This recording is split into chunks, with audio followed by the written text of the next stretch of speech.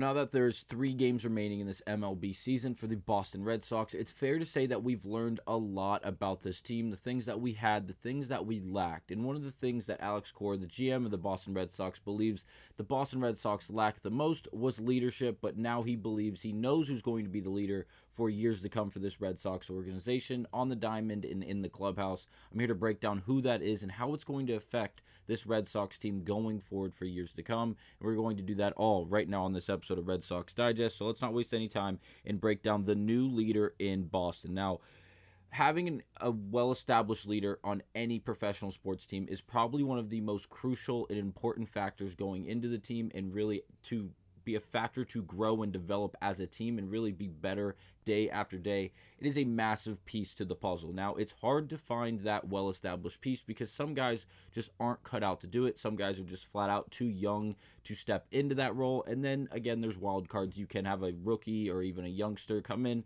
and be a well-established guy who everyone likes to get behind and follow into battle. But the Boston Red Sox have really struggled to find that person until as of late. Alex Cora believes he has found the Red Sox next leader. Is he right? Someone needs to take the reins of the Red Sox clubhouse, Written by Jackson Roberts. This was written just yesterday evening, so it's relatively new. And again, we're going to break it down for you right now. So he goes on to say, one of the most positive developments of Boston's season has been the breakout of center fielder Jarren Duran, who currently leads the Major League, the MLB, in both doubles and triples. Once a top prospect, Duran's star turn at the age of 27 was an unexpected blessing for these Red Sox. And an unexpected blessing is a perfect way to phrase this, because if you have not been following the Red Sox, or even specifically Jarren Duran, for some time now, it has been a streaky, just career up to this point. And when I say career, I mean the last 2 to 3 years. Now, if you haven't been watching baseball, like I said, Duran has had some streaky moments. Things have been great. Things have been as good as they could be, as he won this past year's MVP in the All-Star game, because he was just fit and molded for this type of game. He's a high energy player. He's like a little firecracker. And again, he was able to get the job done. He had a home run in this game. He was ecstatic, and the energy was just, you could just feel it coming off of him before he even made any movement or said any words. But again, those were the highs. The lows, if you don't remember this and you're a Red Sox fan or a Duran fan now,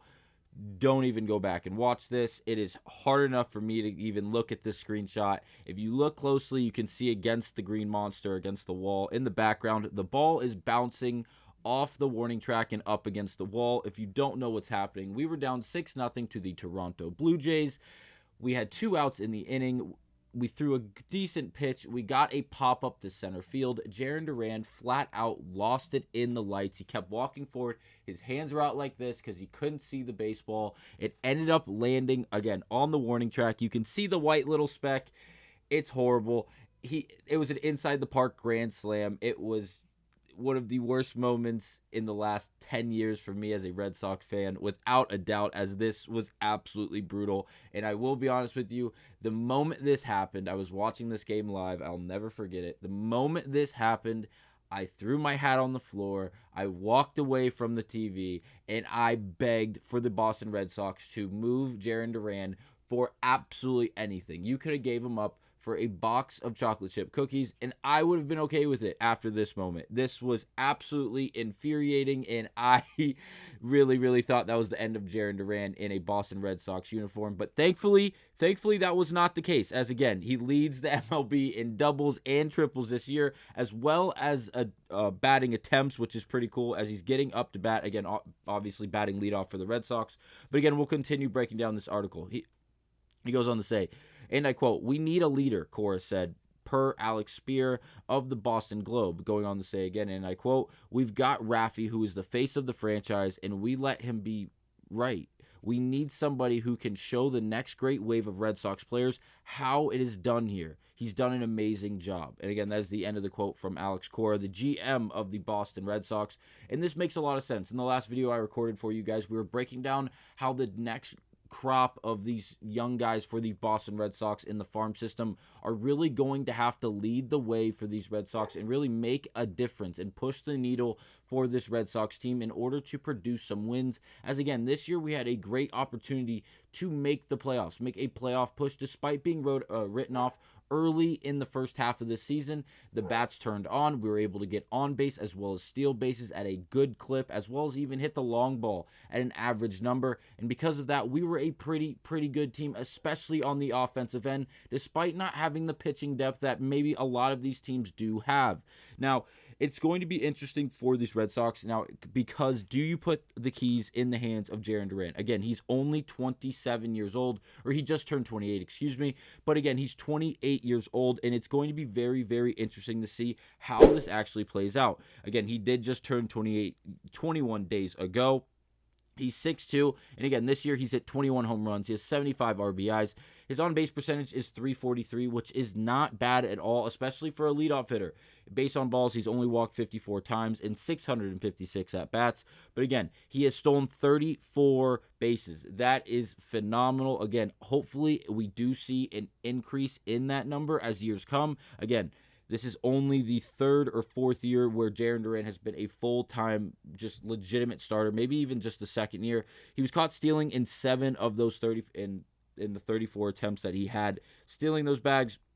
So he's doing it very well. He is a speedster, and in the outfield, without a doubt, his speed is a very good tool as he's able to cover a whole lot of ground. Here's the graphic I was looking for. Again, this is like the second big year for Duran. It's not like he's been a full-time starter for years on the come now. He was drafted by these Boston Red Sox, and now he's fully turning into a legitimate prospect that is going to be a cornerstone for this Boston Red Sox franchise for years to come. Again, another lefty bat with the ability to get on base, hit a few long balls. He's not going to hit 50, 55 like Aaron Judge, but again, if he can spray 25 to 30, that would be more than enough for someone hitting in the leadoff spot, with great defense and the ability to get on base and steal bags at a high level, and again, with high efficiency rating. Now, again, if you see the black italicized number, that is the things he leads the MLB in.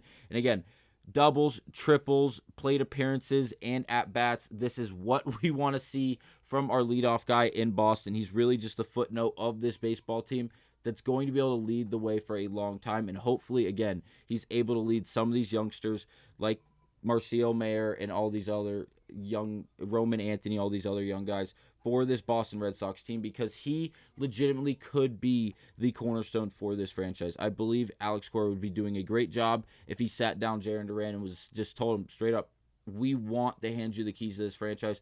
We want you to be the leader for this team. We want you to go into the clubhouse every single day and be beloved by your teammates like you already are. Obviously, he did miss 2 games this past season for a comment made in the on-deck circle to someone heckling him in the stands. Obviously, that is not good. What he said was not okay, but again, he did only miss 2 games. Besides that, he has been as available as you can really hope for. And again, the baseball season is very long. If you're durable enough to play in 158 of these games, I don't know what we're waiting for with the production and the efficiency he plays with, as well as playing as much as he does.